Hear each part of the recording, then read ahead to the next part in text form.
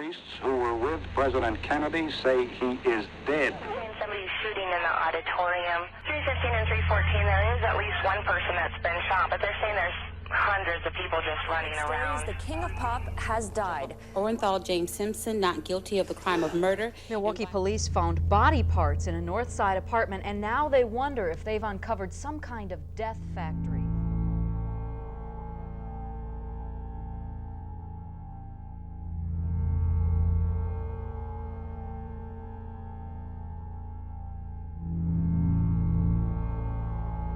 Over a 3-day period between June 22nd and 24th, 2007, Chris Benoit, a 40-year-old Canadian professional wrestler employed by World Wrestling Entertainment or WWE, murdered his wife Nancy and their 7-year-old son, Daniel, before hanging himself at their residence in Fayetteville, Georgia. Autopsy results showed that Benoit's wife was murdered first, having died of asphyxiation on the night of June 22nd. Daniel, who also died of asphyxia, was killed as he was lying sedated in his bed on the morning of June 23rd. Then, on the evening of June 24th, Benoit killed himself in his weight room when he used his lat pull-down machine to hang himself. He placed Bibles near the bodies of his wife and son. Since the tragedy, numerous explanations for Benoit's actions have been proposed, including severe chronic traumatic encephalopathy or CTE and steroid and alcohol abuse, leading to a failing marriage and other personal problems. This led to numerous media accounts and a federal investigation into steroid abuse in professional wrestling. On Friday, June 22, 2007, Chris Benoit killed his wife Nancy in the bonus room of their house in Fayetteville, Georgia, a suburb of Atlanta. According to the police report, Nancy's limbs were bound prior to her death, with her arms being restrained with coaxial cables and her feet being duct taped together. A balled-up combination of a tube sock and tape was also found in the kitchen trash and appeared to be soaked in dried blood, which led police to believe that it was being used as a makeshift gag prior to Nancy's death. Her body was found wrapped in a blanket alongside a Bible. Injuries indicated that Benoit had pressed a knee into her back while pulling on a cord around her neck, causing strangulation. Officials said that there were no signs of immediate struggle. Toxicologists found alcohol in Nancy's body, but were unable to determine whether it had been present before death or was a product of decomposition. Decomposition also made it difficult to estimate pre-death levels of hydrocodone and alprazolam, which were found in therapeutic levels in her body. In any case, the medical examiner saw no evidence that Nancy was as sedated as her son had been when he was killed. Daniel Christopher Benoit, born February 25, 2000, was Chris' third child and second son, having older paternal half-siblings named David, born 1993, and Megan, born 1997, via Chris's first wife, Martina, who were all living in Canada at the time the murder-suicide took place.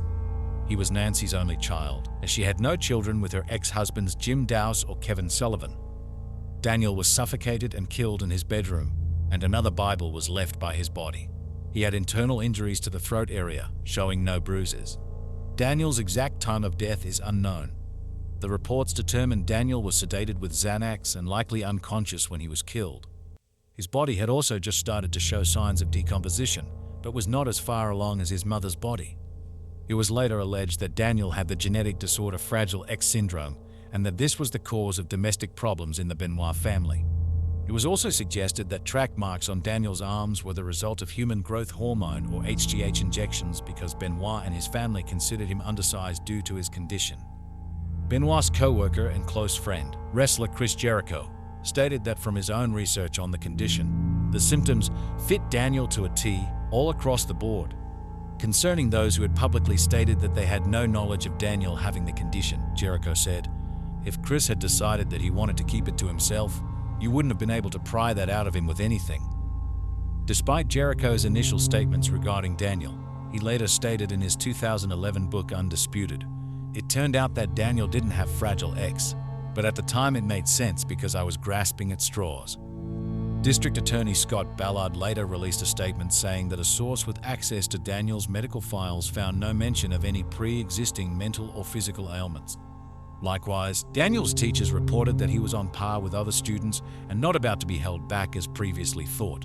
Speaking publicly for the first time in a major public interview on a Talk Is Jericho podcast in 2016, Nancy's sister, Sandra Toffoloni, unequivocally denied any claims that Daniel had ever had Fragile X or any similar condition. She also stated that claims of needle track marks on Daniel's arms were preposterous. At about 3:30 p.m. EDT on Saturday, June 23, 2007, fellow wrestler and close friend Chavo Guerrero received a voicemail message from Benoit's phone stating that both Nancy and Daniel had food poisoning and he would be late for that night's house show in Beaumont, Texas. Guerrero called Benoit back and found that Benoit sounded tired and groggy as he confirmed everything that he had said in his voice message. Guerrero, who grew concerned about Benoit's tone and demeanor, called him back 12 minutes later. Benoit did not answer, and Guerrero left a voicemail message asking Benoit to call him back. At 3:44 p.m. EDT, Benoit called Guerrero back, stating that he had not answered the call because he was on the phone with Delta Airlines changing his flight. He stated that he had a stressful day due to Nancy and Daniel's purported food poisoning. Guerrero then replied with, "All right, man, if you need to talk, I'm here for you." Benoit ended the conversation by saying, "Chava, I love you." During a 2014 appearance on the Talk is Jericho podcast, Guerrero said Benoit sounded off when he talked to him, especially when he said, "I love you," with emphasis. Another co-worker who often traveled with Benoit called him from outside the Houston airport. Benoit answered and told the co-worker that Nancy was vomiting blood and that Daniel was also vomiting. Benoit failed to show up for the house show in Beaumont and left a voicemail on Guerrero's cell phone that he would be on a flight that would arrive in Houston at 8 a.m. CDT on the following Sunday morning. During this time, Benoit also called and left a voicemail for an unknown friend.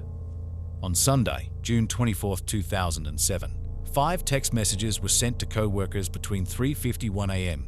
and 3:58 a.m. using both Chris and Nancy's cell phones. 4 of them were the Benoit's home address. The 5th said that the family's dogs were in the enclosed pool area and that a garage side door had been left open. Guerrero and WWE referee Scott Armstrong were 2 of the recipients of these texts. Guerrero was woken up by the texts and went back to sleep, reasoning that he would ask Benoit about the texts when he picked him up at the Houston airport in a few hours. Benoit failed to show at the Houston airport on the flight that arrived at 8 a.m. Late that morning, Benoit called WE's talent relations office stating that his son was vomiting and that he and Nancy were at the hospital with him. He also stated that he would be taking a later flight into Houston where he was scheduled to face CM Punk for the vacant Equa World Championship at the Vengeance Night of Champions pay-per-view event that night. Benoit failed to appear for the event. Suicide of Chris Benoit. According to District Attorney Ballard and the County Sheriff, Benoit committed suicide by hanging. He removed the bar from a lat pull-down machine in his exercise room and fashioned the end of a cord from the machine into a noose. He then released the weights, causing his strangulation. Ballard said Benoit was found hanging from the pulley cable. On the 2016 Talk is Jericho podcast, Toffoloni claimed that over the weekend, the search history on Benoit's computer showed he had researched the quickest and easiest way to break a neck. He had then later used a towel around his neck attached to the handle of the machine, which he pulled down using a very heavy weight and let go, breaking his neck instantly. However, the police report done by Fayette County Sheriff's Office states he showed no damage to his neck area other than that which came from the cable around his neck. It also states the only topic he researched on his computer during that time period was the prophet Elijah's resurrection of a dead child. No mention of the claims made by Toffoloni were present in the police report, and his autopsy report made no mention of damage to Benoit's cervical vertebrae, hyoid bone, trachea or larynx area, further indicating he didn't snap his neck as a manner of suicide. Discovery of the bodies on Monday, June 25, 2007. WWE wrestlers and executives arrived in Corpus Christi for WWE Raw, which was to take place at the American Bank Center. As the early hours of the afternoon progressed and the show got closer to starting, WWE executives were increasingly concerned that they had not heard from Benoit in over 24 hours.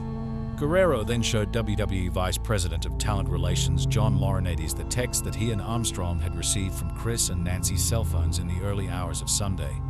As some more time progressed without any contact from Benoit, WWE called the Fayetteville Police Department and asked for a welfare check at the Benoit household. After discovering the bodies, the police notified WWE around 4:15 p.m., informing them that they had discovered 3 bodies at the Benoit home and the house was now ruled as a major crime scene. A suicide note was not discovered during the initial investigation. but one was later discovered in a Bible that had been among Benoit's possessions that was sent to his first wife Martina and their 2 children in Canada. Benoit's father Michael stated that Chris had left a handwritten notation in there saying, "I'm preparing to leave this earth."